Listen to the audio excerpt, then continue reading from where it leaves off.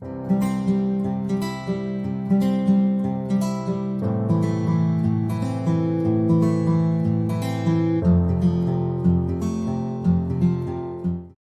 Sanjay ji, yes sir. जैसा कि आप के स्नातक में विषय हिंदी साहित्य, संस्कृत एवं राजनीति शास्त्र है। Yes sir. इसमें आपको संस्कृत में से कोई श्लोक याद है? यस सर, संस्कृत का सर पहला श्लोक ही याद है, जो जी जो महर्षि वाल्मीकि जी ने लिखा था। सुनाइए। मां निषाद प्रतिष्ठाम त्वं गमय शाश्वती समा यत् क्रौंच मिथुनादेकं वधि काम मोहितम्। धन्यवाद। जैसे कि आपका नाम संजय है, यस। इससे जुड़े हुए कोई रामायण, यस महाभारत सर। या किसी ऐतिहासिक महाकाव्य में कोई है पात्र जो उसका आप जानते हैं? यस सर, एक महाभारत में पात्र थे संजय, जिन्होंने संपूर्ण महाभारत को अपनी दिव्य दृष्टि से धृतराष्ट्र जी को पूरी कहानी सुनाई थी, उनके राजमहल में रहकर। राजमहल में रहते थे। चलिए ठीक है। जैसे कि संजय जी आपका नेट है हिंदी साहित्य में और जेआरएफ भी आप, यस सर। इन यस सब सर। के बाद आपकी शिक्षा के क्षेत्र में जाने की अभिरुचि नहीं रही, आपने सिविल क्षेत्र सर को शिक्षा अपनाया? में, यस सर, मेरा नेट जेआरएफ करने का एक मात्र उद्देश्य ये था कि सर मैं जॉब से चाहता था पहले सिक्योर करना, फिर उसके बाद प्रशासनिक सेवाओं में जाना चाहता था, क्योंकि सर प्रशासनिक सेवाओं में इतनी ज्यादा प्रतियोगिता है कि जॉब सिक्योरिटी पता नहीं हो पाएगी कि नहीं हो पाएगी, एक संशय मन में बना रहता है। इसलिए सर अच्छा जॉब सिक्योरिटी के लिए मैं नेट जेआरएफ की तरफ बढ़ा था। अच्छा अच्छा, ठीक है, बहुत अच्छा। आपकी हॉबी क्या है? सर मेरी हॉबी बांसुरी बजाना, हम्म, कविताएं लिखना और गीत गुनगुनाना। कोई स्वरचित कविता सुनाई। Yes sir. सर जैसे मैंने एक कविता लिखी है 2 लाइन की। उठता रहा उम्र भर तू जिस धुएं की तरह, उठता रहा उम्र भर तू जिस धुएं की तरह, चंद कालिक के ही सिवा तेरा वजूद क्या है। बहुत बढ़िया सुनी। जैसे आपने कहा बांसुरी बजाना, तो किन्हीं दो यस बांसुरी सर। वादक के नाम। सर जो हमारे देश के प्रसिद्ध बांसुरी वादक हैं वो श्री हरिप्रसाद चौरसिया जी, हमारे यहीं प्रयागराज से हैं। और जी, सर एक प्रसिद्ध बांसुरी वादक जी हैं श्री पन्नालाल घोष जी, जो पश्चिम बंगाल के थे। पन्नालाल घोष जी का नाम और किसी चीज से जुड़ा हुआ है भारतीय इतिहास में? राष्ट्रगान, सॉरी राष्ट्रगीत सर। या और? चलिए कोई बात नहीं। आपसे एक अंतिम क्वेश्चन संजय जी, जैसे कि आप वर्तमान में बेसिक शिक्षा में टीचर हैं, यस सर। तो निष्ठा से परिचित हैं? यस सर, निष्ठा एक समग्र ट्रेनिंग है हम्म। जी।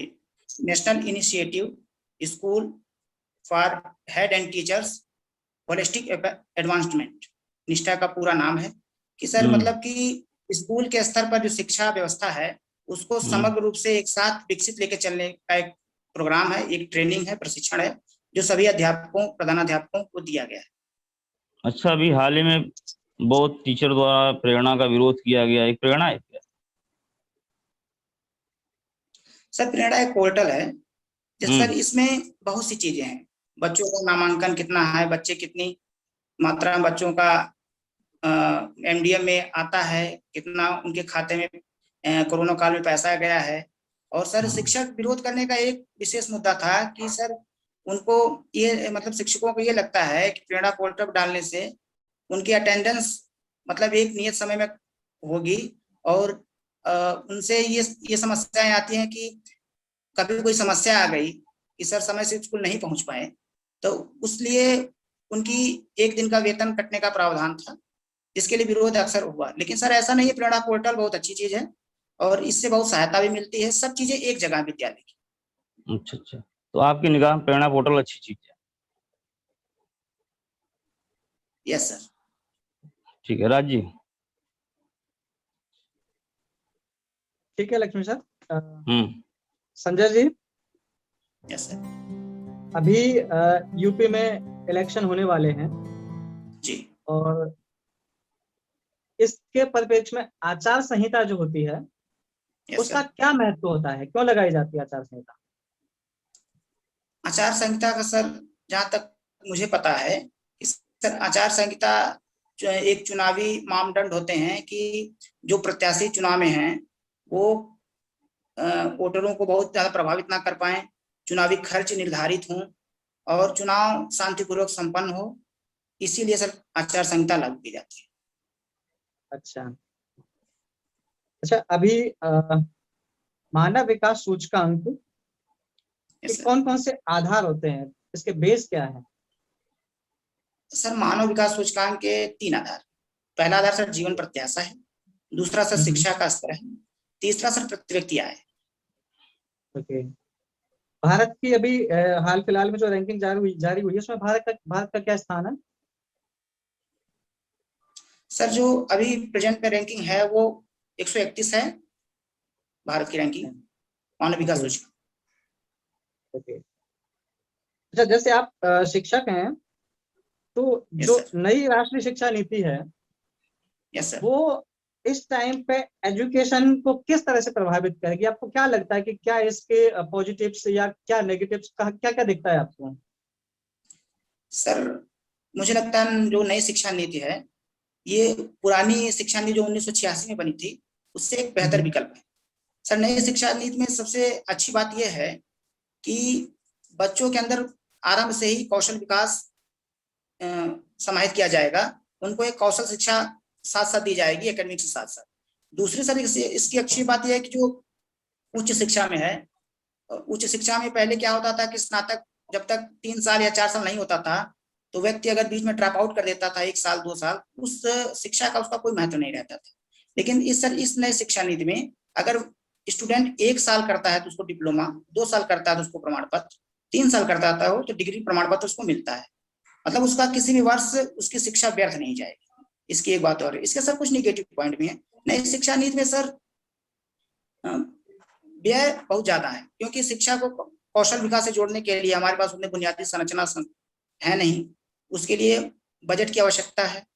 और सर डिजिटल, नई शिक्षा में डिजिटल की बात की गई तो डिजिटल संसाधन विकसित करने के लिए अभी हमारा जो तंत्र है, शिक्षा तंत्र है, कमजोर है। मुझे लगता है सर नई शिक्षा नीति अच्छी तो है लेकिन इस पे एक राजनीतिक इच्छा शक्ति होनी चाहिए इसको लागू करने के लिए, तभी सफल हो।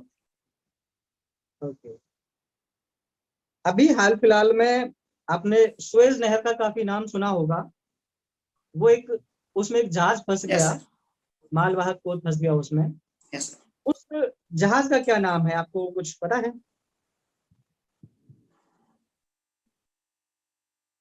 सॉरी सर, मिस हो रहा है, नहीं याद आ रहा। अच्छा ठीक है ठीक है, सुएज नहर कौन से 2 सागर को जोड़ती है? सर सुएज नहर लाल सागर और भूमध्य सागर को जोड़ती है। ओके, अच्छा, एक पनामा नहर है, एक सुएज नहर है, दोनों में बेसिक अंतर क्या है? Sorry sir. ओके ठीक है, अभी अभी जैसे हाल फिलहाल में ओटीटी प्लेटफॉर्म से बहुत सारी वेब सीरीज चलती हैं और जो समाज सेवी हैं या सामाजिक कार्यकर्ता हैं उनका ऐसा मानना है कि कहीं ना कहीं पे ये अश्लीलता को बढ़ावा दे रही है या फिर एक कह सकते हैं कि हिंसा को बढ़ावा दे रही है। आपका क्या मानना है इस पे? नहीं सर, ओटीटी चैनल जो हिंसा को बढ़ावा देने का मतलब ऐसा कुछ नहीं सर। ओटीटी चैनल जब नहीं भी थे तब भी हिंसा के स्तर बहुत कम नहीं थे, हिंसा तब भी थी। मुझे नहीं लगता सर ओटीटी चैनल या धारावाहिक देखने से, वेब सीरीज देखने से लोगों के अंदर हिंसात्मक क्षमता का विकास हो रहा है। अच्छा, अभी आपने न्यूज़पेपर भी पढ़ते होंगे, देखते होंगे, बहुत सारे रेप केसेस हो रहे हैं। एक चीज अभी जो नई सामने आ रही है वो ये है कि जो रेप करने वाले एक्यूज्ड हैं वो बहुत माइनर एज के होते हैं, पहला। दूसरा ये है कि पहले होता था कि रेप होता था, ठीक है, वो एक क्राइम होता था, लेकिन आजकल उसका वीडियो बना के भी और या फोटो वगैरह खींच के भी उसको भी वायरल किया जाता है। आपको क्या लगता है कि मतलब ये सारी जो विकृतियां समाज में आ रही हैं इसका क्या कारण है?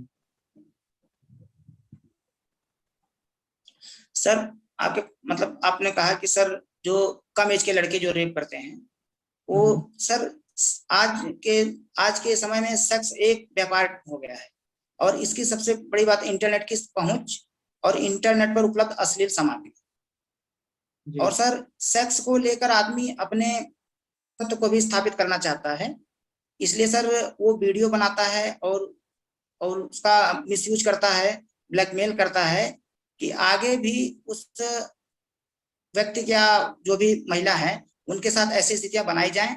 जब महिला के द्वारा मना किया जाता है तो ऐसे वीडियो क्लिप उनको ब्लैकमेल करने के लिए रखे रहते हैं। ओके, अच्छा एक फाइनल क्वेश्चन है आपसे मेरा, अगर आप डिप्टी कलेक्टर बन जाते हैं, आप एजुकेशन फील्ड में क्या काम करेंगे? यस सर, मैं सबसे पहले तो अगर मैं डिप्टी कलेक्टर बनता हूं तो सर मैं पहले प्रबंधन की तरफ विशेष ध्यान दूंगा। प्रबंधन इन द सेंस सर कि स्कूलों में बुनियादी सुविधाएं उपलब्ध हों सर, जैसे कि स्कूलों में चारदीवारी अत्यंत आवश्यक है।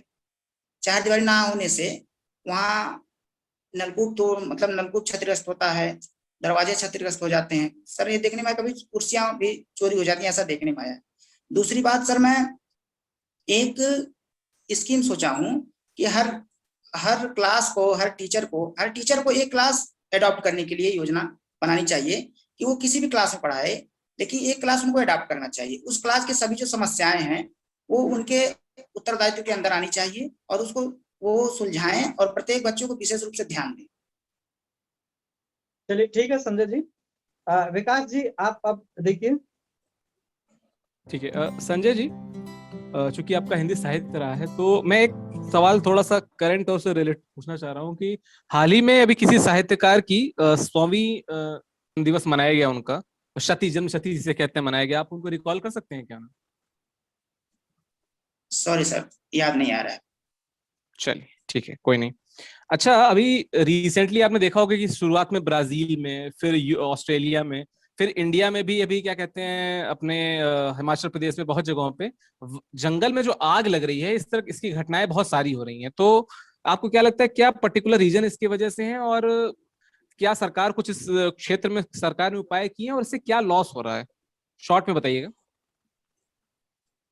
सर जो जंगल की आग है उसके लिए तो सर करीब 90% मानवीय गतिविधियां ही उत्तरदायी हैं। मानवीय गतिविधियों में सर जैसे सर लोग पिकनिक मनाने जाते हैं, वहां कैंप लगाते हैं, जल्दी आग छोड़ के चले आते हैं, या फिर सर जंगल के बीच से रास्ता निकलता है, लोग धूम्रपान करते हैं, सिगरेट पीते हैं, उसे जल्दी से छोड़ के चले आते हैं, ये भी सर रीजन है। और प्राकृतिक रीजनों में सर झंझावात के कारण, बिजली के कारण, बांस के सर जो बांस होता है वो बहुत सर ज्वलनशील होता है, वो घर्षण से सर बहुत जल्दी आग पकड़ता है।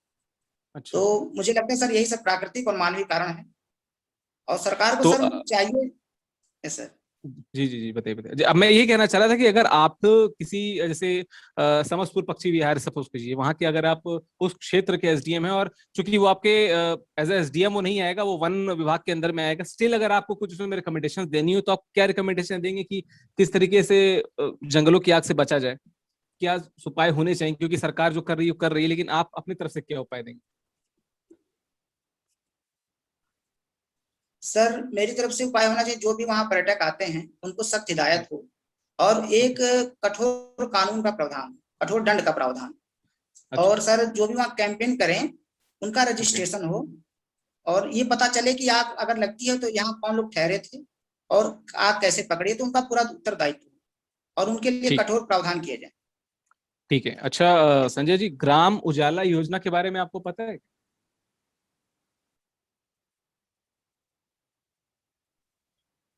ग्राम उजाला योजना ग्राम या उजाला उजाला योजना, योजना? ये सर हाँ हाँ जी बताइए।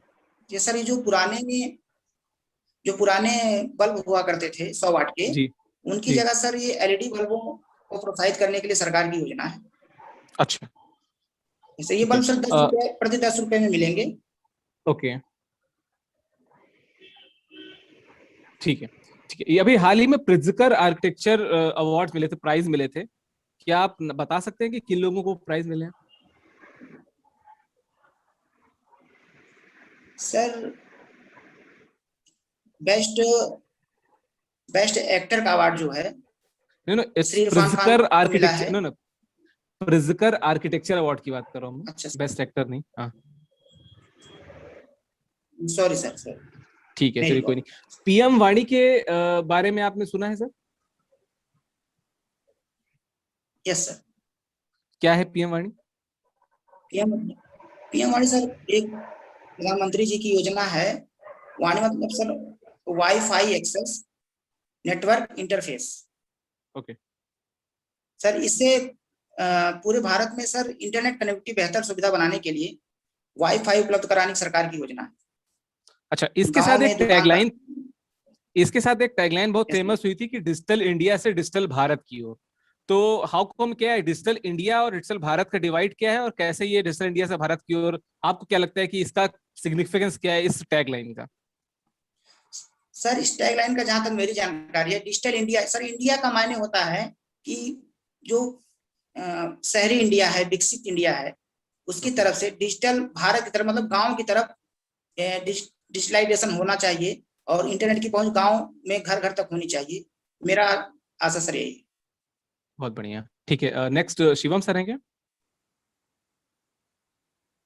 जी जी सर, शिवम संजय सर। जी, संजय जी, यस सर। संजय जी, जी आपका ऑप्शनल हिंदी साहित्य है, ठीक है? Yes sir. हेलो, तो आप ये हाँ यस बताइए सर। हिंदी साहित्य में, हाँ, नाच साहित्य के बारे में हमें कुछ बताइए। नाच साहित्य। नाथ साहित्य जो है ये आदिकालीन साहित्य में आता है। हिंदी साहित्य के नाथ में सर 9 नाथों की गिनती की जाती है। तो नाथ संप्रदाय सर ये मुख्यतः जो हीनयान संप्रदाय से निकला हुआ संप्रदाय है। इनके द्वारा जो भी रचनाएं लिखी गई और ये हठियों को ज्यादा मानते थे, तो हठियों के क्रम में इनके द्वारा जो रचनाएं लिखी गई वो नाथ संप्रदाय द्वारा लिखी गई साहित्य के अंतर्गत आती है। वर्तमान के जो मुख्यमंत्री हैं उत्तर प्रदेश के, श्री योगी आदित्यनाथ, इनका कोई संबंध है इन नाथ वालों से, नाथ परंपरा से? संजय जी, मैंने आपसे प्रश्न पूछा था कि जो वर्तमान में मुख्यमंत्री हैं, क्या इनका कोई संबंध नाथों से है, नाथ परंपरा से? ये सर नाथ परंपरा के जो श्री गोरखनाथ जी थे, उनका मूल क्षेत्र ये गोरखपुर के आसपास रहा है और एक नाथ पीठ है गोरखपुर में जिन्हें योगी पीठ भी कहा जाता है, जहाँ वहाँ बहुत से योगियों का निवास स्थान है। तो हमारे जो माननीय मुख्यमंत्री जी हैं उसी नाथ संप्रदाय को मानते हैं, उनकी मान्यताओं में विश्वास करते हैं। अच्छा, नाथों द्वारा लिखी गई कोई भी आपको याद हो, उनके द्वारा कोई भी चीज साहित्य लिखा हुआ अगर आपको याद हो तो बताएं। सॉरी सर, रिकॉल नहीं कर पा। अच्छा, नाथ एक बोलते हैं, कबीर भी जिसको बोलते हैं, नाथ बोले अमृतवाड़ी, बरसे कंबल भीजे पानी। ये मतलब क्या है, क्यों ये उलटबासी क्यों है और इसकी क्या सार्थकता होती है? सर ये उलटवासियां में आती है। ये कह सकते हैं सर कि शरीर के अंदर जो पंचचक्र के द्वारा अंदर नीचे से ले जाकर के ऊपर ये ज्ञान को प्रभावित करते हैं, उस संबंध में सर ये कहा गया है। चलिए, अच्छा, एक लास्ट प्रश्न बता दीजिए। आपने कहा कि आदि गाथा काल होता है, आदि गाथा काल कहना ज्यादा ठीक है कि वीर गाथा काल, या कुछ और भी नाम होना चाहिए आपके अनुसार? सर जो आदिकाल है, आदिकाल को आदिकाल ही कहना उचित लगता है, क्योंकि सर वीर गाथा काल कहने में ये लगता है कि उस काल की जो भी साहित्यिक रचनाएं हैं वो सब वीर गाथा ही, लेकिन सर ऐसा नहीं है। उस काल में सर कुछ वीर गाथा काल तो लिखे गए, रासो काव्य भी लिखे गए, कुछ नीतिपरक कविताएं भी लिखी गई। विद्यापति के द्वारा सर पदावली श्रृंगारिक रचना है, और सर अमीर खुसरो की जो पहेलियां हैं और जो उनकी रचनाएं वो सर वीर गाथा से संबंधित नहीं है, इसलिए सर इस काल को ज्यादा सुलभ है कि आदि काल ही कहा जाए, इससे समग्रता का एहसास होता है। बहुत बढ़िया संजय। लक्ष्मी जी।